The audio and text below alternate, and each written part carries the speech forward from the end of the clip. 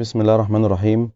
Today inshallah we are going to start revision and we are going to start with unit 10 traveling for work. The first question of today will be write what would you say in the following situations. يعني ايه اللي هنقوله في المواقف التالية. Number 1, you want to buy a ticket to Aswan. What would you say here? We can say, can I buy a ticket to Aswan please? Can I buy a ticket to Aswan please? Number 2, you want to know how long the journey to Alexandria takes. يعني انت عايز تعرف المدة بتاعت الرحلة لإسكندرية. You are going to say, how long does the journey to Alexandria take, please? طبعا remember, I said does because I'm going to say take, and I said please at the end because I'm a polite person. طبعا عشان احنا ناس مؤدبين فبنقول طبعا في الآخر كلمة please لما تكون بتسأل سؤال. Number 3, an assistant asks you whether you want a single or return ticket. يعني الاسيستنت راجل اللي بيشتغل في المحطة بيسألك إذا أنت عايز single or return ticket، يعني تذكرة اتجاه واحد ولا ذهاب وعودة. طبعا هنا you are going to choose whatever you want، يعني حضرتك هنا هتختار اللي أنت عايزه. ف we are going to say I'd like a single ticket please. ولو قلت I'd like a return ticket please، أوكي مفيش مشكلة خالص. Number 4, you want to ask about the time of the train arrival from Luxor. عايز تعرف موعد وصول القطار اللي جاي من الأقصر. You're going to say, yes, what time does the train arrive from Luxor please? طبعا برضو قلنا does because I said the verb arrive. يبقى هقول what time does the train arrive from Luxor please. Number 5, you want to book a ticket for the train from Cairo to Luxor. You are coming back on Thursday. طبعا هنا هو بيقولك انت عايز تحجز تذكرة للقطر اللي رايح من القاهرة إلى الأقصر، وبعدين ضاف لك معلومة مهمة جدا ان you are coming back on Thursday، يعني انت راجع يوم الخميس، يعني انت عارف انت رايح امتى وراجع امتى. ده يخليك تقول okay, can I book a return ticket from Cairo to Luxor please؟ يخليني اعرف انا رايح امتى وراجع امتى، يبقى I'm going to ask for a return ticket، تذكرة ذهاب وعودة. Number 6, you want to know the cost of a second class single ticket to طنطا. انت عايز تعرف the cost of a second class ticket، عايز تعرف تمن التذكرة اللي طبعا رايحة طنطا وتكون تذكرة single، تكون تذكرة اتجاه واحد. You are going to say طبعا we ask about money using how much، بنسأل على الفلوس باستخدام كلمة how much. So I'm going to say how much does a second class single ticket to طنطا please؟ يعني بكام سعر التذكرة السنجل الاتجاه واحد إلى طنطا من فضلك. فعشان كده قلت how much does a second class single ticket to طنطا please. Number 7, you want to know which platform the train leaves from. عايز تعرف القطار هيمشي من أنهي رصيف. You are going to say could you tell me which platform the train leaves from please؟ ممكن لو سمحت تقول لي القطار هيمشي من أنهي رصيف. وطبعا أنا لما قلت could you tell me كملت بعديها بجملة عادية خالص، عشان كده ما كتبتش does. إنما لو أنا قررت إن أنا أحذف كلمة could you tell me I'm going to say which platform does the train leave from. ده لو أنا عايز أسأل على طول سؤال على طول. إنما بدل ما أنا قلت له could you tell me يبقى هكتب بقية الجملة كجملة مش كquestion.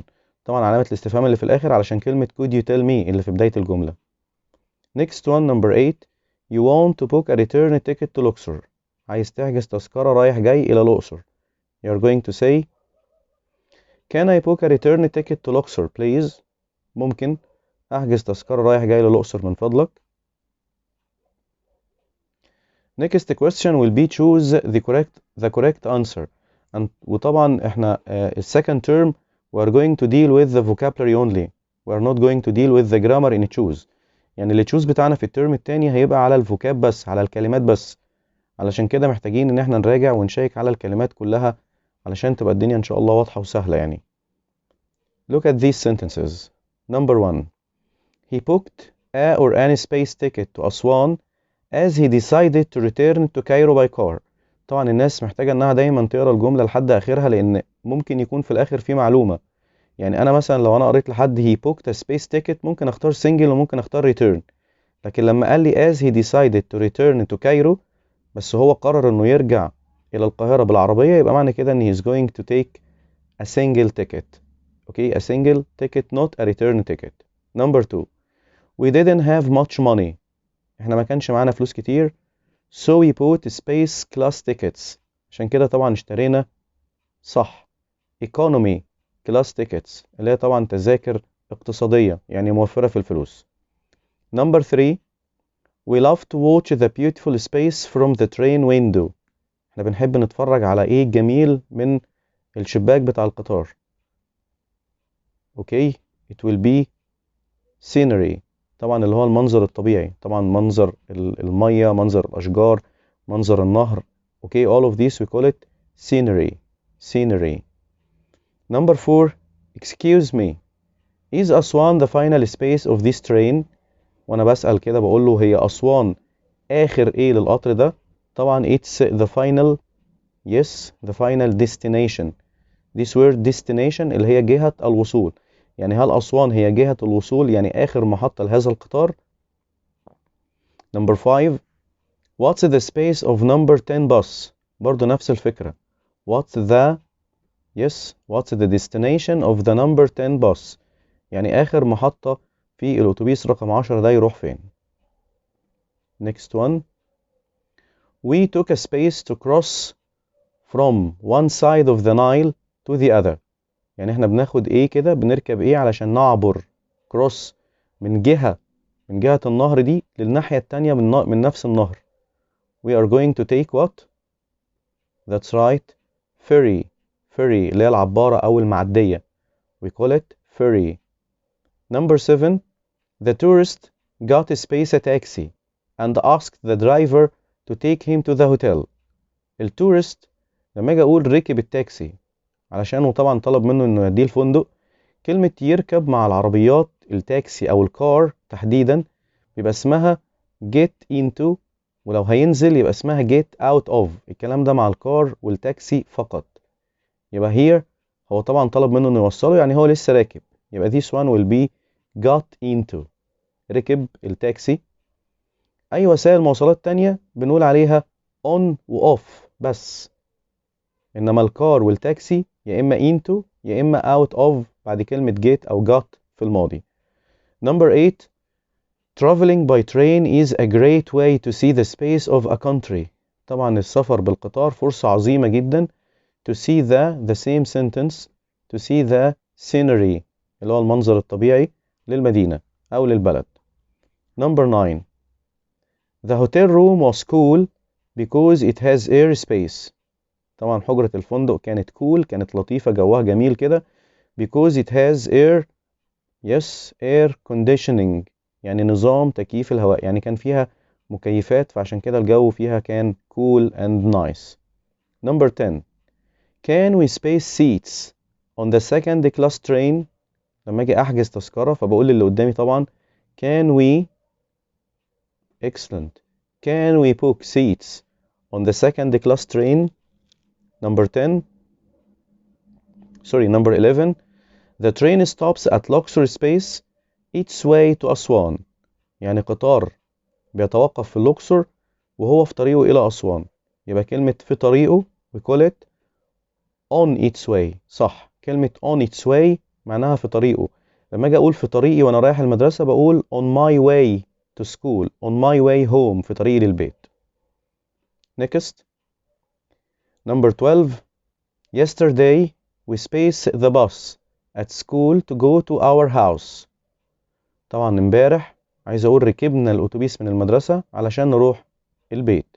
طبعا لو اخدتوا بالكم تاني الباص احنا قلنا اي وسيلة مواصلات هيبقى on و off، طبعا غير التاكسي وغير الكار والتاكسي into و out of، انما اي وسيلة تانية هتبقى on و off.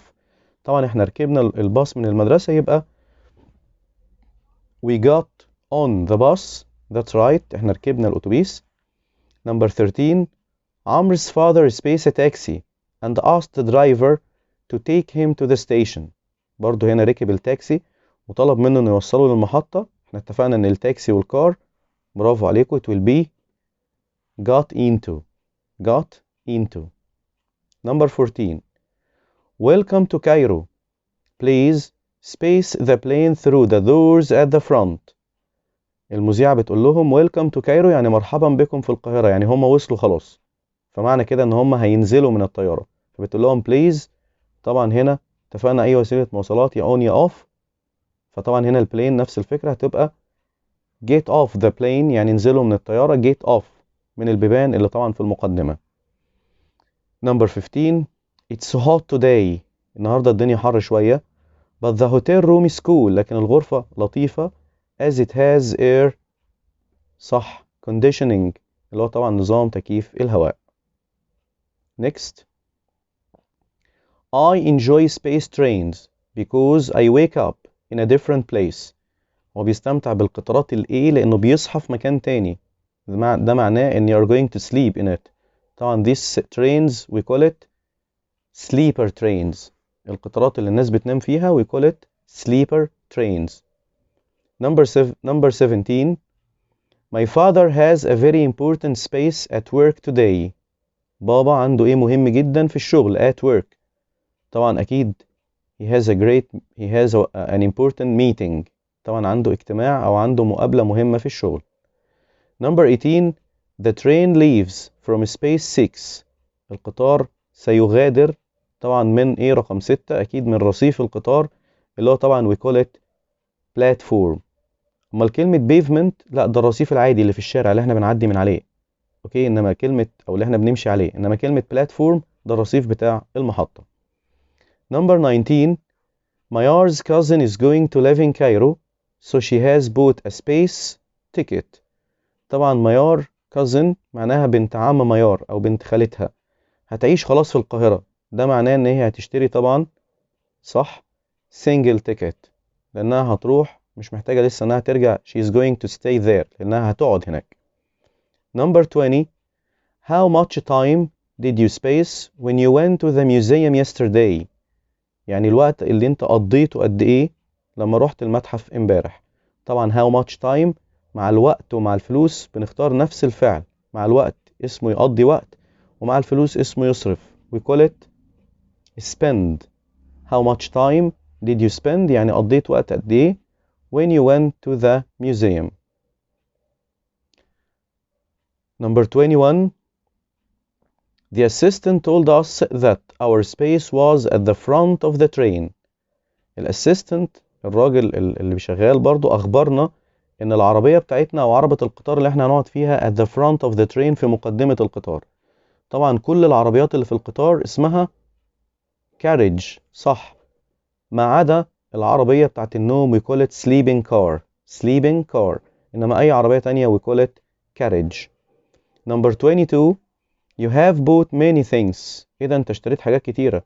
How much money الفلوس، لسه قايل انا ان انا مع الفلوس ومع الوقت بختار نفس الفعل we call it spend. كلام مظبوط. Number 23. 4 tourists spaced the car and they took some photos in the park. يعني هم نزلوا من العربية وطبعا اشتروا وطبعا اتصوروا شوية صور، فطبعا this one we are going to say got out of. طبعا لان got out of لان I'm talking about the car، اتفقنا ان الكار والتاكسي يبقى got out of. Number 24.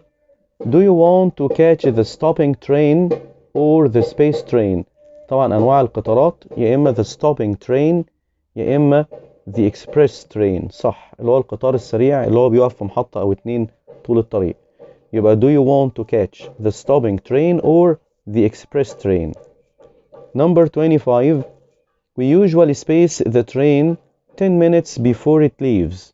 احنا الطبيعي بتاعنا او المعتاد بتاعنا ان احنا نركب القطار قبل ما يتحرك بحوالي 10 دقايق. اتفقنا ان كلمة يركب وينزل مع كل وسائل المواصلات طبعا ما عدا الكار والتاكسي هتبقى يا اما on يا اما off. طبعا هنا احنا هنركب القطار يبقى it will be get on.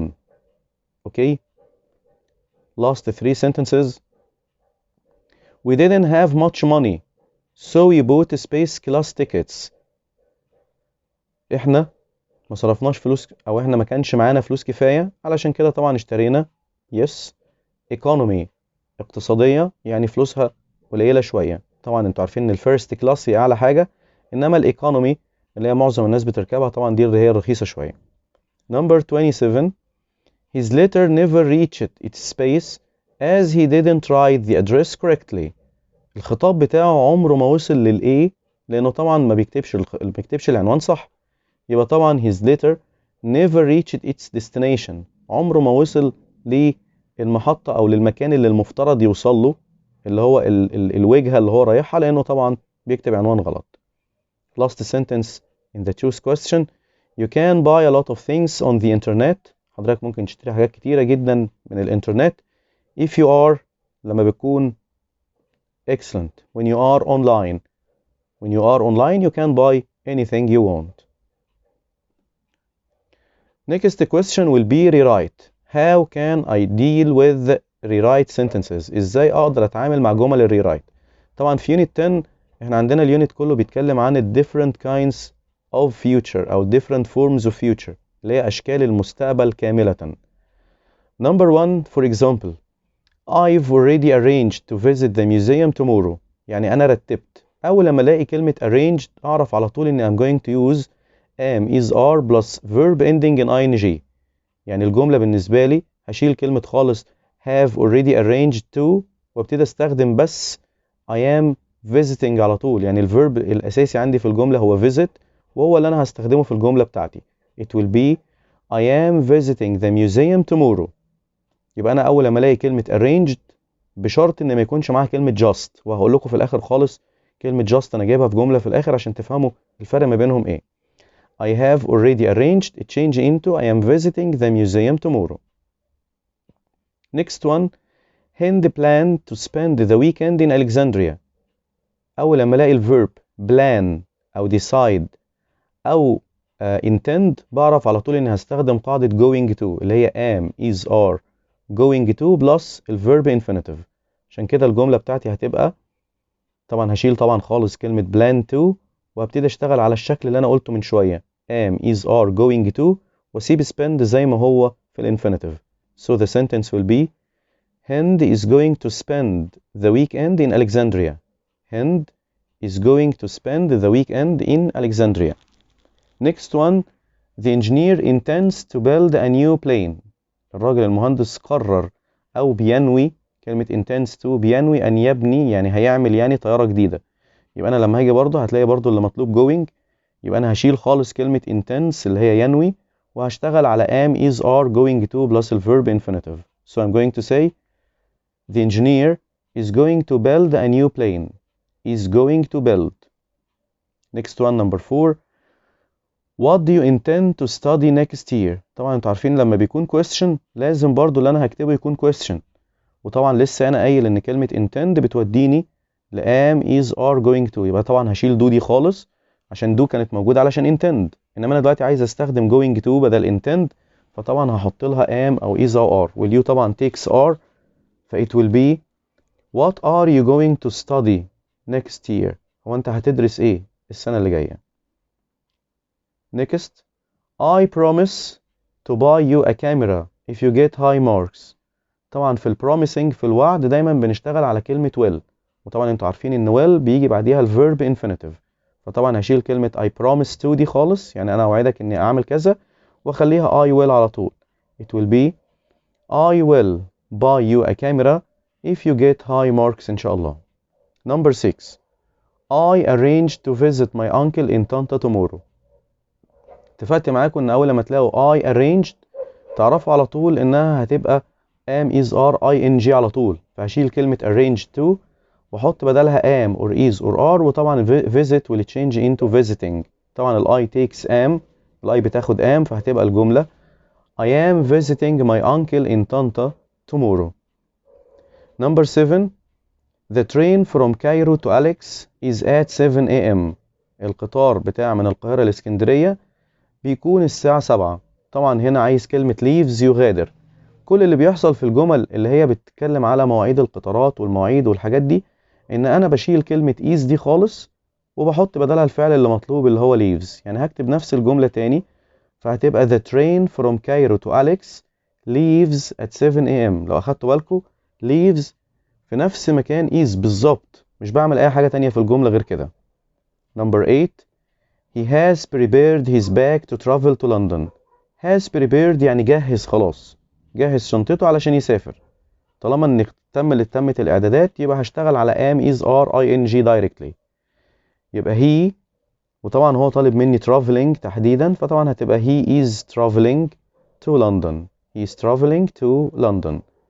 Number 9. My father promised to buy a tablet for my sister. بابا وعد، ولسه قايلين فوق خالص ان كلمة الوعد بيجي معاها طبعا الفيرب بعد will بيبقى infinitive، يعني احط will واجيب بعديها على طول الفيرب في الانفينيتيف زي ما هو buy. It will be my father will buy a tablet for my sister. Number 10. We have arranged to take the sleeper train to Aswan. طبعا have arranged يعني هيطلب على طول كلمة taking، لأن طبعا have arranged يعني رتب خلاص، يبقى هو عايز am or is or are plus verb ending in ing. So the sentence will be، طبعا هنشيل كلمة have arranged خلاص. It will be we are taking the sleeper train to Aswan. Number 11. He planned to spend the weekend in Alexandria. He planned، طبعا أول ما بلاقي plan بعرف على طول إن هي هتبقى going to، يبقى am is are going to plus the verb infinitive. So I'm going to say yes, he is going to spend the weekend in Alexandria. Number 12. Do you intend to play basketball next week? طبعا كلمة intend أو الverb intend عامل زي plan وعامل زي decide، على طول هروح لكلمة am is are going to plus the verb infinitive، وده طبعا question فلازم يفضل question زي ما هو. It will be are you going to. طبعا اشمعنى are؟ لأن I'm talking about you. ف it will be are you going to play basketball next week? Number 13. It's my plan to spend the summer holiday in Hurghada. طبعا لما باجي اشوف الجملة دي تاني it's my plan يعني going to، يبقى معنى كده ان انا عايز احط و it's my plan خطتي انا، يبقى معنى كده ان هبدأ ب I am. So it will be I am going to spend the summer holiday in Hurghada. Last sentences. Number 14. What time is the next train to Aswan? نفس الفكرة اللي أنا قلتها من شوية، أول لما ألاقي leave و leaves والكلام ده. So I'm going to say what time، وطبعا عشان بسأل يبقى لازم أجيب do or does في الquestion، لازم أشتغل على present simple. So it will be what time does the train or the next train leave to Aswan? What time does the next train leave to Aswan? Next one, number 15. I've just decided to buy a newspaper. ركزوا بقى سنة في الجملة دي. أنا اتفقت معاكم إن أول لما ألاقي كلمة decide أو decided بشتغل على طول على am is are going to، بس هو المرة دي طالب مني will. ليه بقى؟ علشان كلمة just لسه حالا مقرر. طالما لسه حالا مقرر يبقى ده quick decision، يبقى ده قرار سريع، فطبعا في الحالة دي هشتغل على will. ف it will be I will buy على طول. I will buy a newspaper، يعني أنا هشتري، وده قرار سريع أنا أخدته في لحظتها. Number 16 last one. They decided to open the new project، يعني هما قرروا إن يفتتحوا المشروع الجديد. ولو أخدتوا بالكم تاني هنا بقى they decided بس من غير ما أقول just قبليها أو have just، ده معناه إني هشتغل على قاعدة going to عادي جدا. ف it will be they are going to open the new project. هما هيعملوا المشروع الجديد أو هيفتتحوا المشروع الجديد بتاعهم. طبعا I want all of you to revise all of these sentences carefully. عايزكم تراجعوا كل الجمل اللي احنا قلناها النهاردة دي كويس جدا، تبصوا عليها كويس جدا and try to answer them again، وحاولوا تكتبوا الجمل دي وتحلوها تاني، او تفتحوا الفيديو وتشوفوا تخلوا الجمل فاضية كده وتبتدوا تجاوبوها تاني، وتتأكدوا طبعا من اللي انتوا بتقولوه بعد لما تكونوا شفتوا الإجابات الصحيحة. أشوفكم إن شاء الله رب العالمين في اليونت اللي جاي. See you soon إن شاء الله رب العالمين. السلام عليكم ورحمة الله وبركاته.